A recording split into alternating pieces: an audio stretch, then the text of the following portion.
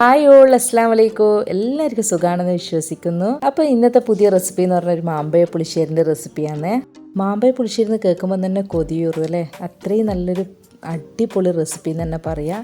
മാമ്പഴ പുളിശ്ശേരി ഉണ്ട് നമുക്ക് ചോറിന് വേറൊന്നും വേണ്ടിയില്ല. സദ്യക്കൊക്കെ ഇത് പ്രധാനമായിട്ടുള്ളൊരു സാധനമാണ്. അപ്പോൾ നമുക്ക് എങ്ങനെ ഉണ്ടാക്കുന്നതെന്ന് നോക്കാം.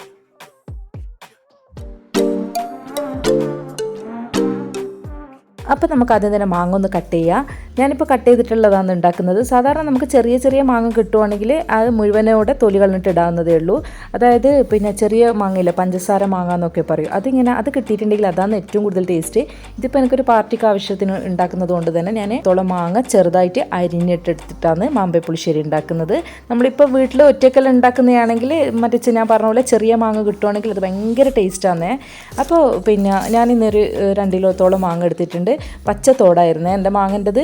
തൊലി മൊത്തം പച്ച കളറായിരുന്നു. അപ്പോൾ എനിക്കൊരു ഡൗട്ട് ഉണ്ടായിരുന്നു, ഇതിപ്പോൾ പുളിപ്പുണ്ടാവും മാങ്ങ. പക്ഷെ മുറിച്ച് നോക്കുമ്പോൾ എന്നറിയുന്നത് നല്ല മധുരം, തേനൂറ് മധുരം എന്നെല്ലാം പറയില്ലേ, അത്രയും നല്ല മധുരമുള്ള മാങ്ങയാണ് എനിക്ക് കിട്ടിയിരിക്കുന്നത്. അങ്ങനെ മധുരം കൂടുതലുള്ള മാങ്ങ കിട്ടിയിട്ടുണ്ടെങ്കിൽ അതായിരിക്കും പുളിശ്ശേരിക്ക് ഏറ്റവും കൂടുതൽ ടേസ്റ്റ് ഉണ്ടാകാൻ. അപ്പം മധുരം കുറച്ചായാലും കുഴപ്പമില്ല. അതായത് കുറഞ്ഞ മാങ്ങയാകുമ്പോൾ പിന്നെ എന്താ പറയുക, നമുക്ക് പഞ്ചസാര ഇട്ട് അഡ്ജസ്റ്റ് ചെയ്യാനുള്ളൂ. അപ്പോൾ നമുക്ക് ഉണ്ടാക്കുന്ന രീതി എങ്ങനെയാണെന്ന് നോക്കാം. അപ്പോൾ ഞാനിവിടെ ചെറിയ പീസുകളാക്കിയിട്ട് മുറിച്ച് വെച്ചിട്ടുണ്ട്. അപ്പോൾ ഒരു പാത്രം എടുത്ത് ഒരു വലിയൊരു ചെമ്പെടുത്ത് ഞാൻ ക്വാണ്ടിറ്റി കൂടുതലായിട്ട് ഉണ്ടാക്കുന്നുണ്ട്. അപ്പോൾ അതിലേക്ക് നമ്മളെ മാങ്ങയൊക്കെ ഇട്ട് കൊടുത്ത് അതിലേക്ക് 4-5 പച്ചമുളക്, അതായത് ഒരു മാങ്ങക്കല്ല ഉണ്ടാക്കുന്നതാണെങ്കിൽ 2 പച്ചമുളക് മതിയേ. ഇതിപ്പോൾ 2 കിലോ അടുപ്പിച്ചിട്ടുണ്ട് മാങ്ങ. അതുകൊണ്ട് തന്നെ ഒരു 5 പച്ചമുളക് ഇട്ട് കൊടുത്ത് പിന്നെ ഒരു 1 ടേബിൾ സ്പൂണോളം മഞ്ഞൾ പൊടിയും അതുപോലെ തന്നെ അതിൽ കുറച്ചിട്ടാണ് മുളക് പൊടി ഇട്ട് കൊടുക്കുന്നത്. ഒരു കളറിന് മാത്രം വേണ്ടിയിട്ടാണ് മുളക് പൊടി ഇട്ട് കൊടുക്കുന്നത്. ചെറിയ ക്വാണ്ടിറ്റി ആണെങ്കിൽ ഒരു മാങ്ങക്കാണെങ്കിൽ എല്ലാം കുറേശ്ശെ ഇട്ട് കൊടുത്താൽ മതി. ഓക്കെ, ഒരു മാങ്ങയോ 2 മാങ്ങയോ എടുക്കുന്നതാണെങ്കിൽ അതിനനുസരിച്ചിട്ടുള്ള പൊടികൾ മാത്രം ഇട്ട് കൊടുത്താൽ മതിയേ. പിന്നെ ആവശ്യത്തിന് വെള്ളവും നമുക്ക് ഒഴിച്ച് കൊടുത്ത് നന്നായിട്ടൊന്ന് വേവിക്കുക. മാങ്ങ കുറച്ചൊന്ന് മുങ്ങി നിൽക്കുന്ന രൂപത്തിൽ തന്നെ നമുക്ക് വെള്ളം ഒഴിച്ച് കൊടുക്കണം. ഇനി ഇതിലേക്ക് ആവശ്യത്തിന് ഉപ്പും കൂടി ഇട്ട് കൊടുത്ത് നമുക്ക് ഇതടച്ച് വെച്ച് വേവിക്കാം. ഇനി നമുക്ക് തേങ്ങ അരക്കാനുണ്ട്. അപ്പോൾ ഞാൻ 2 തേങ്ങ എടുത്തിട്ടുണ്ട്. 2 തേങ്ങക്ക് ഒരു 5-6 ചെറിയ ഉള്ളിയും അതുപോലെ തന്നെ 2-3 പീസ് നമ്മളെ കറിവേപ്പിലയും അതുപോലെ തന്നെ 1 ടേബിൾ സ്പൂണ് നമ്മളെ ചെറിയ ജീരകം. ഇനിയിപ്പോൾ ക്വാണ്ടിറ്റി കുറച്ചിട്ട് നിങ്ങളിപ്പോൾ ഒരു മാങ്ങക്ക ഉണ്ടാക്കുന്നതാണെങ്കിൽ 1 കപ്പ് തേങ്ങ മതി. അതായത് 1 കപ്പ് എന്ന് പറഞ്ഞാൽ 250 ml കണക്കാക്കിയിട്ട് തേങ്ങ എടുക്കുവാണെങ്കിൽ അതിൽ ഒരു 1/2 ടീസ്പൂണോളം ജീരകം മതിയേ. ഇതിപ്പോൾ 1 ടേബിൾ സ്പൂണോളം ജീരകം ഇട്ടിട്ടുണ്ട്, ക്വാണ്ടിറ്റി കൂടുതൽ ഉണ്ടാക്കുന്നത് കൊണ്ട് കേട്ടോ. അപ്പോൾ ഇനി നമുക്ക് ഇതൊക്കെ ഒന്ന് നന്നായിട്ട് മഷി പോലെ അരച്ചെടുക്കണം. തേങ്ങ നന്നായിട്ട് അരയണേ, എന്നാലാണ് മാമ്പഴ പുളിശ്ശേരിക്ക് ടേസ്റ്റ് ഉണ്ടാകാൻ. അപ്പോൾ തേങ്ങ അരക്കുന്ന നേരം കൊണ്ട് നമുക്കിതൊന്ന് തുറന്ന് നോക്കാം. അപ്പോൾ നമ്മളെ മാങ്ങയൊക്കെ ഇവിടെ നന്നായിട്ട് റെഡിയായിട്ട് വന്നിട്ടുണ്ട്. എന്താ പറയുക, വെന്ത് നല്ല ഉഷാറായിട്ട് വന്നിട്ടുണ്ട്. ഇതിലേക്ക് ഞാൻ 1 ടേബിൾ സ്പൂണോളം പഞ്ചസാര ഇട്ട് കൊടുക്കുന്നുണ്ട്. ശരിക്കും പറഞ്ഞാൽ എൻ്റെ ഈ ഒരു മാമ്പഴ പുളിശ്ശേരിക്ക് പഞ്ചസാരയുടെ ആവശ്യമില്ലായിരുന്നു. പക്ഷേ എന്നാലും നമ്മൾ പുളിപ്പുള്ള തൈരാണല്ലോ ഇട്ട് കൊടുക്കുന്നതിന്. അപ്പോൾ ആ തൈരിനെ ഒന്ന് ബാലൻസ് ചെയ്യാൻ വേണ്ടിയിട്ട് ഞാൻ 1 ടേബിൾ സ്പൂൺ തന്നെ പഞ്ചസാര ഇട്ട് കൊടുക്കുന്നുണ്ട്. ഇത് സ്കിപ്പ് ചെയ്യേണ്ട, എത്ര മധുരം ഉണ്ടെങ്കിലും ഇതൊന്ന് ഇട്ട് കൊടുത്തു കഴിഞ്ഞാൽ മാമ്പഴ പുളിശ്ശേരി നമുക്ക് ചോറിന് കഴിക്കുമ്പോൾ വേറെ തന്നെ ഒരു ടേസ്റ്റ് വരും. അപ്പോൾ നല്ലോണം വെള്ളമൊക്കെ ഒന്ന് ഏകദേശം ഒന്ന് വറ്റി വന്നിട്ടുണ്ട്. അധികം വറ്റിയൊന്നും വേണ്ടിയില്ല. അപ്പോൾ ആവശ്യത്തിന് നിങ്ങൾ ഉപ്പെല്ലാം ഒന്ന് ടേസ്റ്റ് ചെയ്ത് നോക്കണം. ഒന്ന് ജസ്റ്റ് ഒരു സ്പൂൺ എടുത്തിട്ട് ഒന്ന് മാങ്ങ ഒന്ന് അടിച്ചു കൊടുക്കുക. ഓൾറെഡി വെന്തത് കൊണ്ട് തന്നെ നന്നായിട്ട് ഇത് അടിഞ്ഞ് വന്നിട്ട് എന്നാലും ജസ്റ്റ് ഒന്ന് സ്പൂൺ കൊണ്ടൊന്ന് അടിച്ചു കൊടുക്കാം. ഇനി നമുക്ക് തേങ്ങ അരച്ചത് ഒഴിച്ച് കൊടുക്കുക. ഈ തേങ്ങ അരക്കുമ്പോൾ ഞാൻ വെള്ളം ചേർത്തിട്ട് അരച്ചിട്ടില്ല. ഞാൻ തൈര് തന്നെ ഇട്ട് കൊടുത്തിട്ട് അതിലാണ് തേങ്ങ അരച്ചെടുത്തിരിക്കുന്നത്. വെള്ളം തീരെ ഞാൻ ഒഴിച്ച് കൊടുക്കുന്നില്ല. കാരണം നമ്മൾ മാങ്ങ വേവിക്കാൻ വേണ്ടിയിട്ട് വെള്ളം ഓൾറെഡി കുറച്ച് കൂടുതലായിട്ട് തന്നെ ഇട്ട് കൊടുക്കുന്നുണ്ടല്ലോ. അതുകൊണ്ട് തന്നെ തേങ്ങയിൽ ഞാൻ വെള്ളം തീരെ ഒഴിച്ചിട്ടില്ല.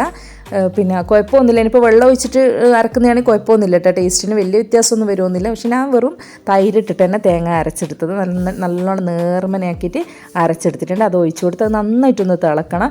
തിളച്ചതിന് ശേഷം നമുക്ക് ഇതിലേക്ക് തൈര് മിക്സിയിൽ അടിച്ചിട്ട് ഞാൻ ഒഴിച്ചു കൊടുക്കുന്നുണ്ട്. 1 കിലോനോളം തൈര് ഞാൻ എടുത്തിട്ടുണ്ട്.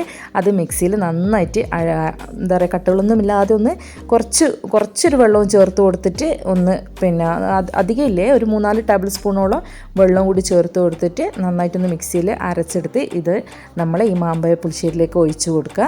എന്നിട്ട് നന്നായിട്ടൊന്ന് ജസ്റ്റ് ഒരു തിള വന്നു കഴിഞ്ഞാൽ നമുക്കിത് ഓഫ് ചെയ്യാം. ഇത് നല്ലൊരു ടേസ്റ്റുള്ളൊരു ഐറ്റം തന്നെയാണ്. എല്ലാവരും ഉണ്ടാക്കി നോക്കണം. മാമ്പഴ പുളിശ്ശേരി എന്ന് പറയുമ്പോൾ തന്നെ അത്ര എളുപ്പമാണ് നമുക്ക് ഉണ്ടാക്കാൻ വേണ്ടിയിട്ട്. ഇതേ ഇതിൽ തന്നെ നമുക്ക് മാങ്ങക്ക് പകരം നേന്ത്രപ്പഴം കൊണ്ട് ഉണ്ടാക്കാം. പഴുത്ത നേന്ത്രപ്പഴം ഉണ്ടെങ്കിൽ സെയിം ഇതേ പ്രൊസീജിയർ ഉപയോഗിച്ചിട്ട് തന്നെ നമുക്ക് ഉണ്ടാക്കാവുന്നതുള്ളൂ. ഇതിപ്പോൾ ഇതാ നന്നായിട്ടൊന്ന് ജസ്റ്റ് ഒന്ന് തൈരെല്ലാം ഒഴിച്ചതിന് ശേഷം ഒന്ന് ജസ്റ്റ് ഒരു തിള, അങ്ങനെ ഭയങ്കരമായിട്ട് വെട്ടി തിളക്കേണ്ട ആവശ്യമില്ല, ഒന്ന് ജസ്റ്റ് എല്ലായിടത്തും ഒന്ന് ഒരു തിള വന്നു കഴിഞ്ഞാൽ നമുക്ക് ഓഫാക്കാവുന്നതേ ഉള്ളൂ. ഇനി നമുക്കിതിലേക്ക് കടു ചട്ടിയച്ച് ഒഴിച്ച് കൊടുക്കാനുണ്ട്. അപ്പം നമുക്കൊരു പാൻ അടുപ്പത്ത് വെച്ച് അതിലേക്ക് ആവശ്യത്തിന് വെളിച്ചെണ്ണ ഒഴിച്ച് കൊടുത്ത് ആ വെളിച്ചെണ്ണ ചൂടാകുമ്പോഴേക്ക് നമുക്ക് ആവശ്യത്തിന് കടുക് ഇട്ട് കൊടുക്കാം. ഞാനിവിടെ മാമ്പഴ പുളിശ്ശേരിക്ക് കടുകും കറിവേപ്പിലയും കായ്മുളകും മാത്രമേ ഇട്ട് കൊടുക്കുന്നുള്ളൂ, ഉലുവ ഇട്ട് കൊടുക്കുന്നില്ല.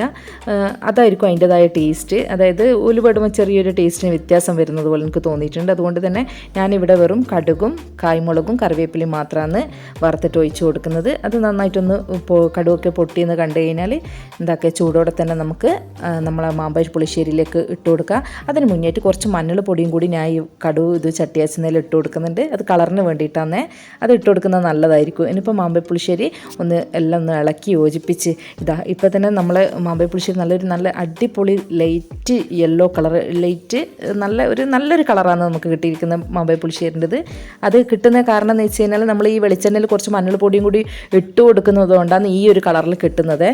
ടേസ്റ്റ് ആണെങ്കിൽ ഭയങ്കര ടേസ്റ്റ് ചെയ്ത് എല്ലാവരും ഒരു പ്രാവശ്യമെങ്കിലും ഉണ്ടാക്കി. അതുപോലെ തന്നെ വീഡിയോ ഇഷ്ടപ്പെട്ടിട്ടുണ്ടെങ്കിൽ ഒന്ന് ലൈക്ക് ചെയ്യണേ, സബ്സ്ക്രൈബ് ചെയ്ത് സപ്പോർട്ട് ചെയ്യണേ. ഇനിയും പുതിയ വെറൈറ്റി റെസിപ്പികളായിട്ട് ഞാൻ വരുന്നതാണ്.